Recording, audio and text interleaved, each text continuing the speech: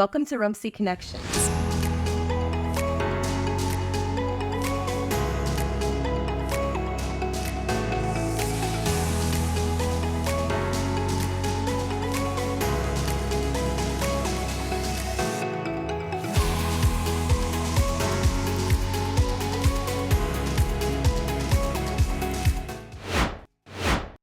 Through RUMC Connections, you'll meet the fantastic doctors, nurses, and medical professionals that make our hospital thrive. We'll also provide useful information about your own health, explore the latest medical news, and hopefully get you answers to some of your own health-related questions. So we're talking feet today. The feet are complex mechanical structures of the human body, each consisting of 26 bones, 33 joints, and over 100 muscles, ligaments, and tendons. They serve as the foundation for the entire body, offering support, balance, as well as impacting overall well-being. Ongoing conditions stemming from the feet can lead to patients experiencing pain in their knees, hips, and lower back. Richmond University Medical Center's Podiatry Department offers a robust lineup of ambulatory and inpatient podiatry services. RUMC's podiatry experts specialize in diagnosing and treating a wide assortment of foot and ankle conditions. Diabetes is a chronic disease causing high blood glucose sugar levels. Diabetes also weakens your immune system, making it more difficult for your body to fight off infections, which can in turn damage your nervous system. The damage can affect the ability to feel sensations in your feet and can lead to injuries. So joining us once again today is Podiatrist Dr. Michael Piccarelli to discuss diabetic limb salvage and the importance of proper foot care for people with diabetes. So this is a great opportunity to spread the word about this diabetic limb salvage, and I'm so pleased to have you here today to share your expertise. Thank you for having me back. Of course. So to get us started, I was wondering if you could tell us, why are people with diabetes more likely to develop foot problems than people without diabetes? Sure. Touched on it a bit just a minute ago with the elevated glucose and how that affects the nervous system and the immune system. Mm-hmm. The root of the problem with feet is generally the neuropathy or the damage to the nervous system that happens from prolonged elevated sugars. So what happens is patients will start to lose the sensation. Okay. And there's Dr. Paul Brand who did research on this years ago, and he termed it as diabetics lose the gift of pain. Normal, regular, routine, daily activities where we would perceive some pain or discomfort under a metatarsal head or something like that, they don't feel. And then what happens is that just leads to a progression, and they wear, and it leads to either an ulceration or an infection or something along those lines. And when that sets in, depending on the level of the neuropathy, they may not even know what's happening. Wow. It really is an amazing kind of pathogenesis of diabetic neuropathy to ulcer and all the kind of nightmare stories that you sometimes hear with that. And then the other arm of that is how their body doesn't necessarily mount the same immune response as a non-diabetic was.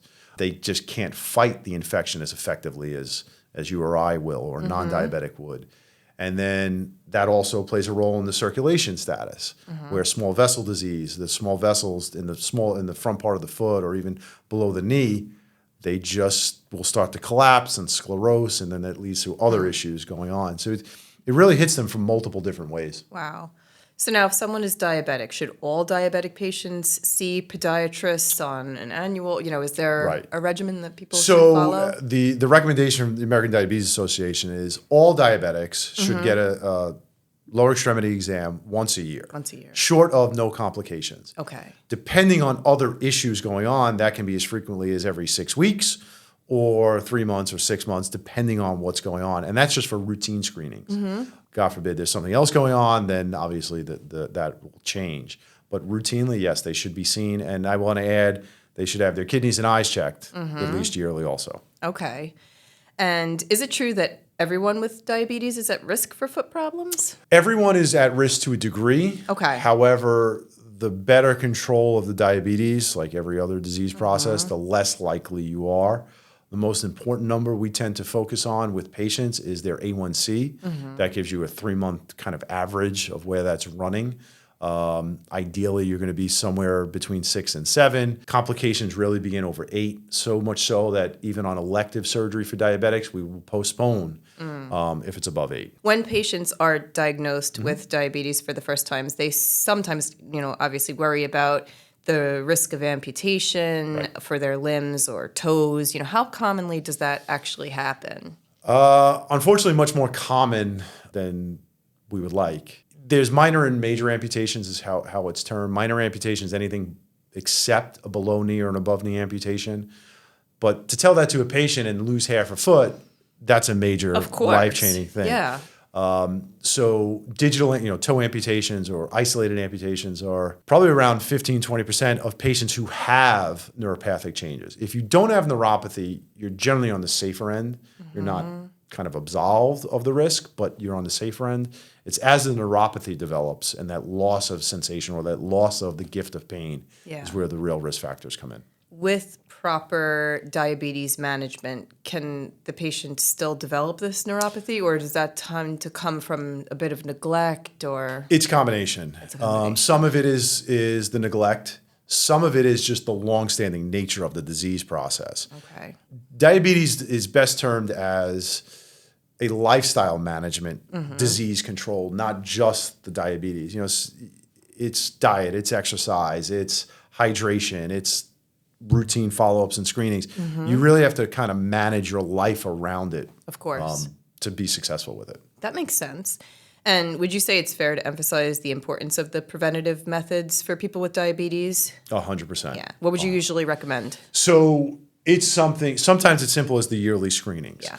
If you have any degrees of neuropathy or circulation compromise, it's going to be a multiple disciplinary approach with vascular surgeon, the endocrinologist, the primary, a nephrologist. And then speaking strictly for, as far as the pedal end or the foot end, sometimes it's just shoe fit, proper shoes, diabetic inserts, the pressure points can be offloaded, daily inspections. We actually teach patients, that the ones that can't bend down or bend their leg to see, just get a mirror. Yeah. Look at the bottom of your foot, simple things like that. It will cut problems off before they can really develop. Absolutely. I was going to ask you something like that. If there's little things like, so you do recommend taking pictures to document any changes. 100%. I even read something online. Do you ever recommend to your patients for them to wear white socks so that they can tell if there's any, oozing? They have actually diabetic socks, which are seamless socks, basically. So there's no pressure point even from a sock. And yes, if there's any chance of having a wound or your history of wounds, white socks are the easiest thing to show a stain or something that's beginning to develop that they may not be aware of. Yeah. So for these diabetic patients, who might be developing the neuropathy or already have it, do you advise against them ever walking around barefoot because of the risk of injury? Yes. Yeah. I can't stress that enough. That even where we teach patients, I'm just walking around my house or this, that, something along those lines. I'm like, your body doesn't care. It doesn't matter. They can't doesn't detect, know, right? Right? So even a simple sandal, comfort, shoe or cushioned sandal in the house is a benefit, and never outside. Yeah. Never be barefoot outside. So never at the beach or anything. Yeah, some sort of it water sounds, shoe. Yes. We sound sometimes crazy when we tell these patients, but it's all for their benefit. It's all for their benefit, and I stress that over and over and over. It's so important. That ounce of prevention is definitely the pound of cure. Yeah, because if you can't feel it, an accident is right. bound to happen. That's right. What would you recommend a person to look out for as a sign of concern that they should tell their healthcare provider about with the feet? What's good self-management for them to look for? Any change in the appearance. Okay. Now that's either redness or swelling, anything, or cramping when you're walking, or cramping at rest, or pins and needles. That's an early sign. They feel like their feet fell asleep. Okay. And it may not be consistent. They may notice it periodically and not think anything of it. But those are the early signs that you need to be aware of as a diabetic. Again, that daily kind of inspection gets ahead of it all. Okay. Are there any temperature changes in the foot? Do they feel like their toes are cold or hot? Yes. Or? We actually have studies, and we have actually basically a skin thermometer in the office that in more advanced cases, things of like Charcot or infections, where any change with as little as 4 degrees one side to the other is a risk factor. And then you start looking a little closer or getting advanced imaging or something along those lines. As little as 4 degrees can be an early sign that something is starting to brew in that area. Okay, so what would the first steps be if somebody came into the office with, those first steps? It depends on what we're looking for. So if anything like a cellulitis or an infection or a wound, we're literally just looking at the skin envelope. If the skin envelope is fine and there's no gross redness or cellulitis type of changes, then we start looking for things like neuropathic changes, which is Charcot is the big one. And what that is basically a disease process where joints in the foot or the ankle will start to just fall apart. The older term, they would say this leg or this foot is like a bag of bones because all that structure is now gone. You will literally see it dissolve over the course of serial x-rays. So instability becomes an issue where they can't stand or they can't walk.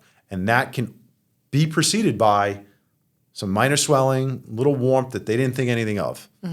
And you need to kind of just investigate that as it's, coming along. Okay.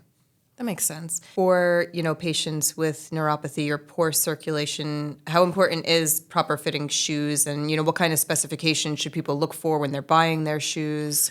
So for general rule of thumb in a non-diabetic or a diabetic, well-controlled, I should say, general shoe fit, about a thumb's width from the end of the longest toe to the end of the shoe. Make sure the break of the shoe is breaking where your foot bends. Just well-fitting, well-designed shoe. That's the standard, baseline. Once you have some type of circulation or neuropathic issue, diabetic shoes.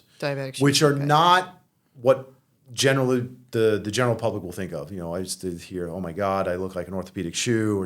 They're not. They're basically just sneakers or shoes that are made a little bit wider, a little bit deeper, that can accommodate a custom-made device or an insert or orthotic that will go into the shoe.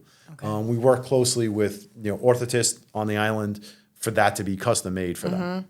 What type of material are those shoes typically made of? The shoes are generally just regular shoes. Again, they're just a little wider and deeper. It's the insert that is then accommodated for. That's made of what's called a plastizote, or a layered type of device where you can actually see the depression of where pressure points would be.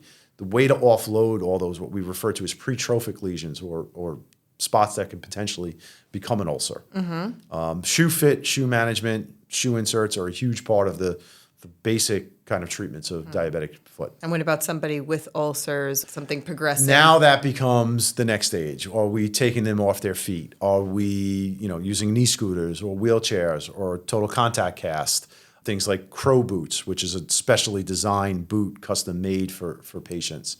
It's a challenge. Sometimes, it's surgically offloading the foot, whereas they failed all these other issues, and you need to do something to intervene to restore a more normal structure to the foot, or what we refer to as a stable, shoeable foot. Okay. And what does that look like surgery-wise?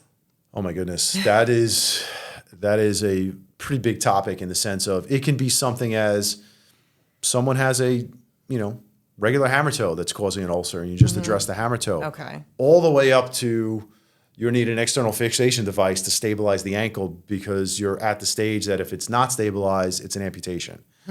And unfortunately, in a lot of those cases, the bigger joints, the hindfoot and the ankle, when they get involved in bad infections or kind of bad Charcot breakdown, the way we train the residents and kind of how it's explained to the patients is we're starting at an amputation. We're starting at a BK. And we're going to do everything to salvage that and prevent that from happening. And it's sometimes a 12 to 18 month process of stabilizing that. And what did you mentioned an insertion? What do you put? Is it a plate or what's put in? It depends on each individual patient. A lot of times it's a combination of external and internal fixation, sometimes just external fixation. External fixation is basically rings around the leg and the foot where wires go through and they're tensioned, like a suspension cable on the Verrazano. That's tension so you can stand and move around, but it's offloading the site or reestablishing, kind of stabilizing to allow the bones to heal. Okay.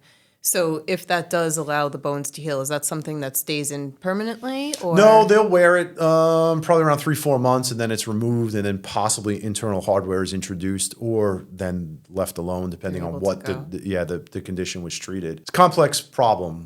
It really is. I mean, with the rising rates of diabetes Yes. in this country, Yes. I would imagine that, are you seeing more cases of this in the hospital? We that lead see, to- yeah, I mean, I would say, basically as the consultant service in the hospital, we have a census full of wounds and infections and problems. And it really is, it's an amazing disease process where it can be something so simple and go wrong so quickly. So we always stress, control that A1C, get to see your endocrinologist, follow up, check your sugar daily. You have to be preventative with it. Of course. Have to be preventative. And how often are you interacting with these patients, endocrinologists? Do you ever work together to devise plans for the patients, or how much interaction do you have? We often are sending, chart notes back to the endocrinologist. We work closely with vascular, particularly Dr. Lee up at the hospital with all these diabetics. There's actually out in USC where they started a toe and flow kind of thing, meaning the podiatrist and the vascular working closely together. And we've come to establish a lot of that up at RUMC, trying to be a center of excellence for diabetic limb salvage, with hyperbaric, with vascular, with us, with plastics.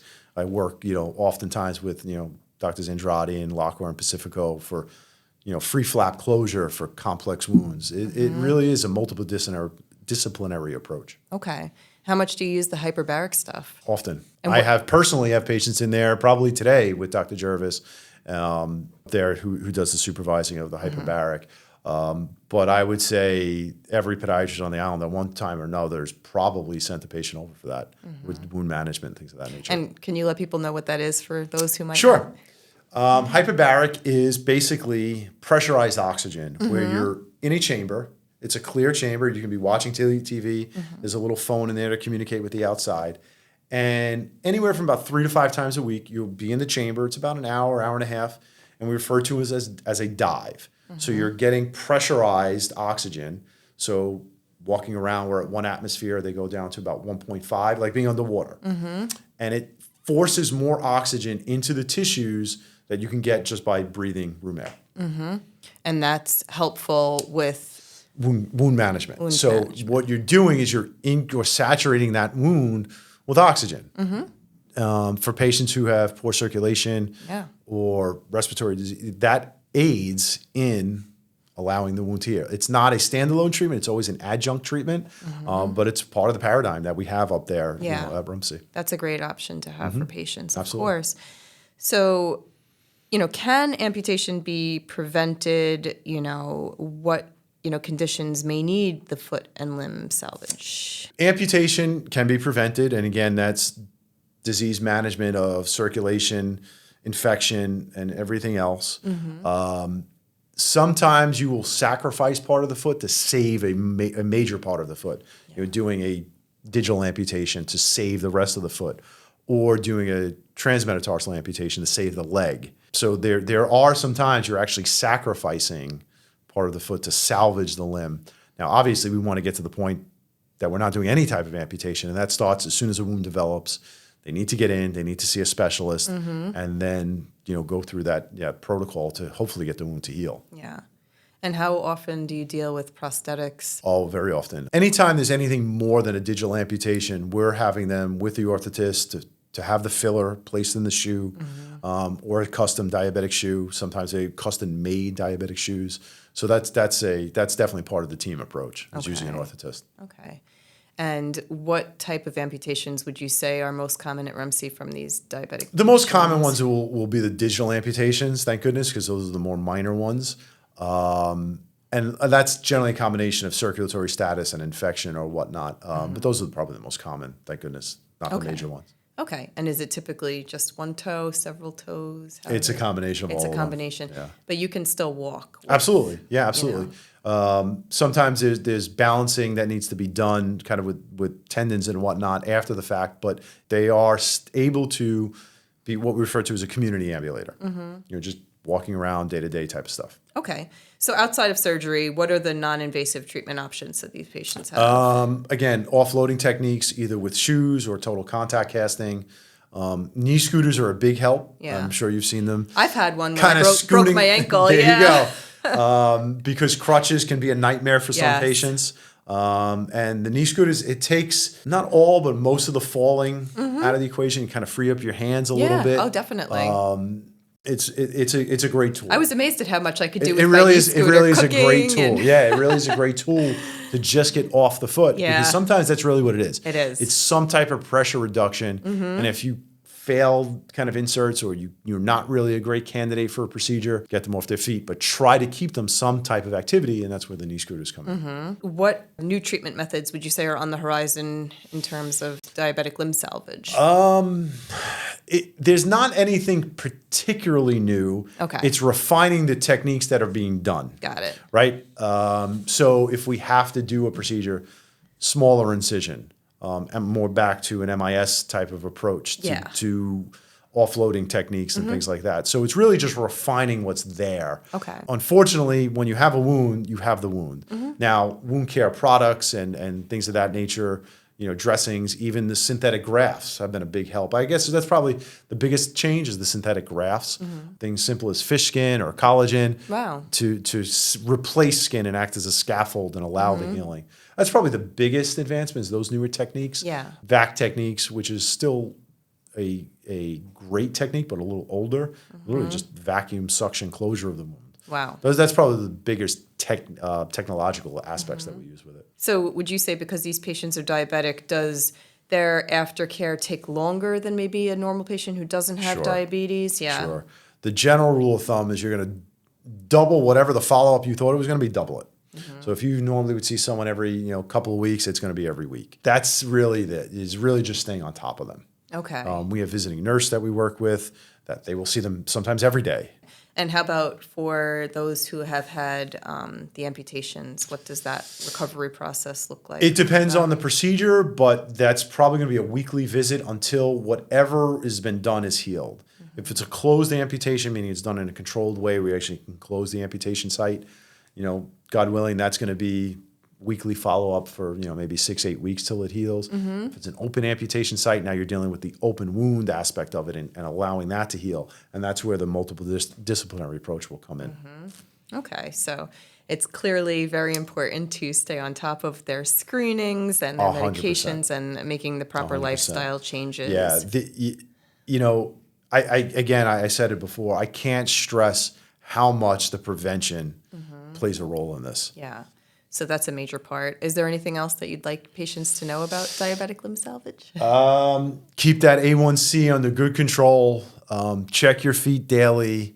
Yes. If you've been prescribed shoes or inserts, use them in a religious way. Yeah. That's it. I mean, it's really that ounce of prevention is a pound of cure. It's really the biggest thing. Absolutely.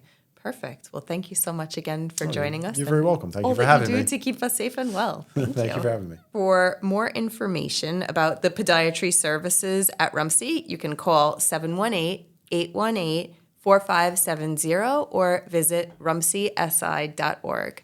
That about does it for this episode of RUMC Connections. I'm Meredith Gaskins.